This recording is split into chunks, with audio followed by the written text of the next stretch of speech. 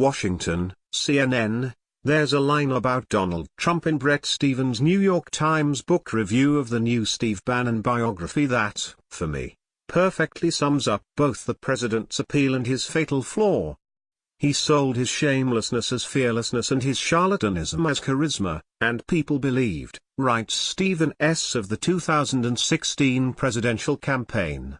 I watched those very closely, much more closely than you people watched it. And you had a group on one side that was bad, and you had a group on the other side that was also very violent, and nobody wants to say that, but I'll say it right now. You had a group on the other side that came charging in without a permit, and they were very, very violent. In those 11 bolded words, you have Trumpism as described by Stephens. Trump sees himself as a truth-teller, even when those truths are hard to hear. Politicians won't be honest with you because they are afraid of the media, the politically correct police, the establishment, he tells his base. Since they don't tell you the truth, we can never solve the big problems plaguing the country. That message is at the heart of not only Trump's self-image but also his appeal to lots and lots of his voters. Trump's brashness, his courting of controversy, his casual relationship with the truth, it all reinforced for lots and lots of people that he was something truly different, that he wasn't afraid to stand up and say, loudly, what has gone wrong in this country.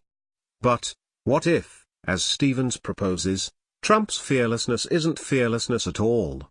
What if it's impulsivity run wild?